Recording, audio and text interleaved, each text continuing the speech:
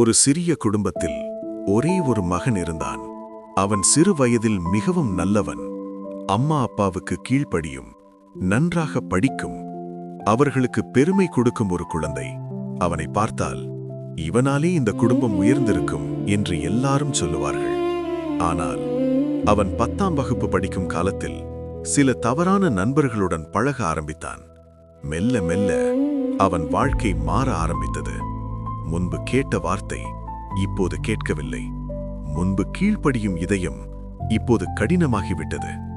11ஆம் வகுப்பு வந்தபோது அவன் எதிர்த்து பேச ஆரம்பித்தான். காலேஜ் போன பிறகு அவன் முழுமையாக மாறிவிட்டான்.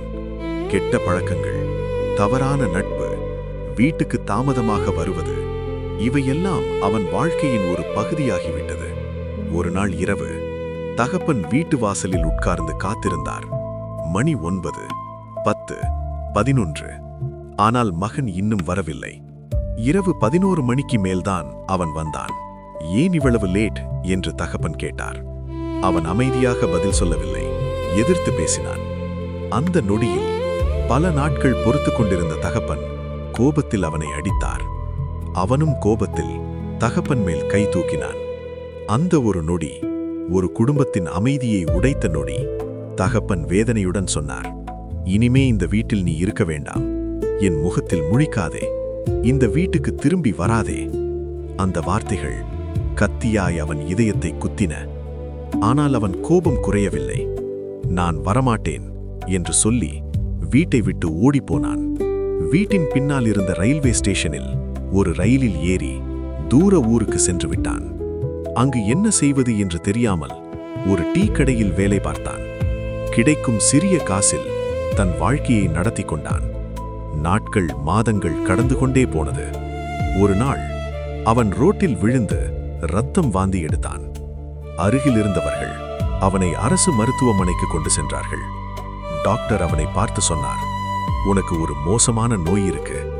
உன்னுடன் யாராவது இருக்கிறார்களா? அவன் மெதுவாக தலையசைத்தான்.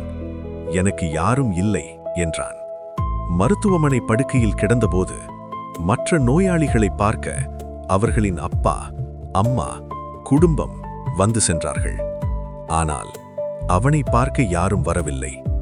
அந்த நேரத்தில் அவன் மனசு உடைந்தது.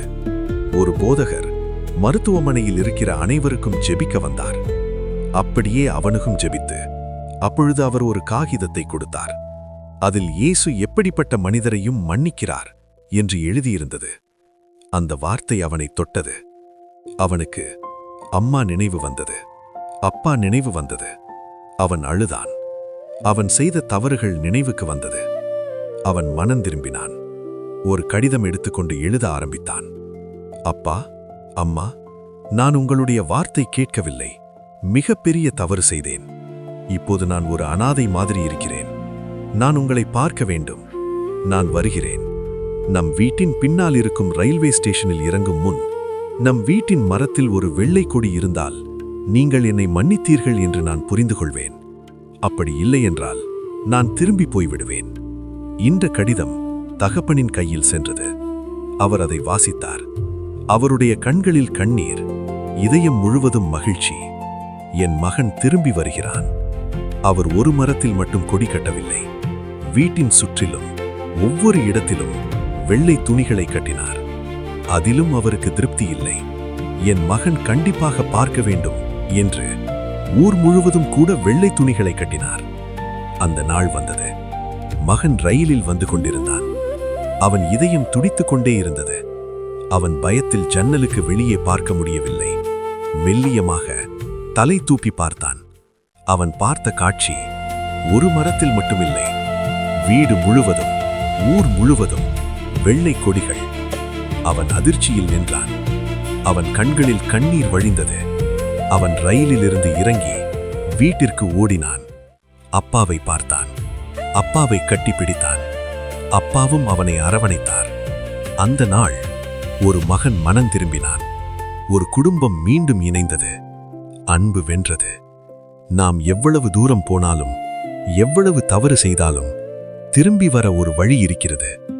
இன்று நீங்கள் எங்கே இருந்தாலும், எவ்வளவு தூரம் சென்றிருந்தாலும் திரும்பி வாருங்கள். உங்களுக்காக இன்னும் வெள்ளை கொடி காத்திருக்கிறது.